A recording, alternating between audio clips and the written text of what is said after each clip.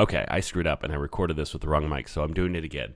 Um, okay, so hey everyone, this is Devin. This is about the OGL, and this is I've seen a lot of conversations around it, and I really didn't feel that like it made sense to make a video around it because there's so much has already been said about the conversation. I don't think I could add much more, but I was on the couch yesterday. I was doing some couch math, and it got me thinking about the economics of the decision, and that's what I want to talk about. And this is also kind of address anyone's like, well, they're a business. This is what businesses do.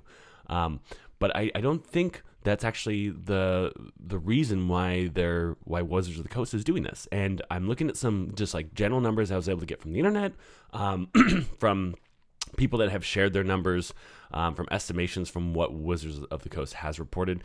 So, take this all with a grain of salt, but this is just like a kind of a quick rundown of what I've garnered from a little bit of research. So let's start off with the fact that Wizards of the Coast is $1 billion company, right? Or they Hasbro is $1 billion company, and I know that they said that WotC has done $1 billion. I think the last time they reported. So, let's assume that Wizards of the Coast is correct when they say they have 40 million active players, fans, users, etc. Right? And they say that WotC, let's say 5% of those people buy Wizards of the Coast books. They buy each book, right? And this would be from VCTs to D&D Beyond to physical books. And if only 5% of all their users buy every book, let's just use that number, right? So based on that, if they release, I think on average they release 4 books a year, and 5% of the users, that's 2 million users on 40 million, that's 400 million in book sales. Now, I know book sales don't have great margins, so we don't know how much of that is profit. So we'll assume they're making 40 million or 400 million on book sales. And we could also assume Wizards of the Coast is Magic. It's also D&D, and it's a bunch of other things. But let's just say Wizards, 50% of their revenue is accounted by D&D. Let's just say that, and again, we don't have these actual numbers, but that could be the count. They also generate, other money from, they license things, if you want to get minis made, or they also license, for books, they license for toys, board games, and they also make some of their own because Hasbro, they're a toy company. But the proposed changes in the OGL, if you make over $750,000, you owe a 25% royalty to Wizards of the Coast. And these obviously were met with wild backlash. But WotC also generates revenue from the DMs Guild. And this is not included in that 400 million revenue. But this is already where if you want to create something and you want to use Wizards of the Coast IP, you're not getting that money off out the bat. Like that money's already coming out because you're putting it on DMs Guild and they already take a cut for using their IP. So I would assume that the DMs Guild would be, I'm not going to count that as part of the revenue that they're making from books. Now we have revenue from creators and competition. So let's first talk about Paizo, which is, kind of what everyone says is the biggest competitor to D&D, but they're very small in comparative size, right? So Paizo estimates or has said that they make around 12 million annually. So if they were to have to pay royalties on everything over 750,000, that would be probably around 2.8 million in royalties that they owe Wizards of the Coast. If we look at Kobo Press, who's probably the largest publisher of 5e modules and books and content, the estimated annual revenue there is 5 to 20 million. So let's say that they're around the same size of Paizo, right? 12 million. That's another 2.8 million. So the OGL right now, the two biggest publishers in the space would be, making up a little under 6 million in royalty revenue. So, I mean, that's not a lot. That's not, for $1 billion business, the 6 million is very little. But now let's talk about Kickstarter, because that's a huge one, right? In 2021, there was over 28 Kickstarters that did over $1 million.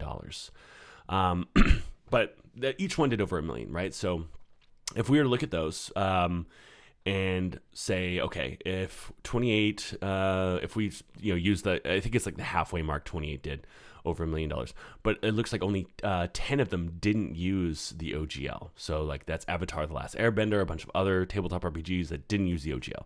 So that leaves us with 18 tabletop RPGs that use the OGL that made over $1 million that would owe royalties. So that works out to 18 million, but it in each individual one, it's not, it's the royalties are on each million, right? Not collectively. So there's an addressable like $4.5 million dollars of revenue that owe royalties. So that's around 1.1 million in royalties. That's not a lot, right? That's a very small amount of money. So we're still under 10 million in royalties collected from Kickstarter and from the two biggest publishers. So that's not a lot. And the leadership at Wizard of the Coast say that they're under-monetized, which I could believe is true because look at Marvel, look at Star Wars, right? But they have pushed heavily into televisions, movies, video games. Marvel has, 30-something video games, mobile games, other games. So it seems that like the place where if I was at the leadership of Wizards, I would be focusing on these other verticals rather than trying to, eke out everything I have from the ones that I have like a hold on. So it's weird to me that they're really focusing on these creators because there doesn't seem to be a lot of money there. And 10 million, yes, that's a lot of money, but for a $1 billion company, that's not going to move your stock at all. And that's really what you have to appease when you're a public company. You have to appease your stockholders. So, these proposed changes in the royalties, they have kind of been a poor business decision because it's not a significant amount of money, and it's already driving away a lot of creators. When you have TV shows, when you have movies, when you have video games, you're creating cross-category audiences. If you have a great TV show, then you could, some of that audience is going to want to play your games, your board games. When you have a great movie, the same thing with video games. But now you have several companies that have considerably large audiences. MCDM, Kobold Press, Critical Role. And they're now all talking about creating their own open game, their own tabletop RPG. These are companies that are, kind of the banners of D&D actual play or content around it. So if they're not going to be making D&D content, they're no longer doing free advertising for D&D, which is free advertising for Wizard of the Coast. So even though like these people would kind of make up the royalties, if they're going to move away from it, those royalties are going to begin to sink. So again, we're estimating on couch math, right? Like this is just what I was able to get off the internet, some quick Googling, some, diving into some articles, reports, etc. So it makes sense that Wizards is a company. They have stakeholders and they have shareholders and they're trying to make sure they can, maximize profits. That makes sense. That's expected. But this seems like a bad decision by the economics of it. I know there's a lot that I'm not looking at, but still, even if we were double at 20 million, that's still not making a huge impact to the bottom line when they're $1 billion business. And especially, they've seen backlash before when they've, let racist terms continue to be in their book, when they've forgotten to credit people of color in the books. And they've seen this massive backlash. And it would be very obvious knowing that, like, hey, if we screw up, we're going to see backlash. So knowing that could affect their business.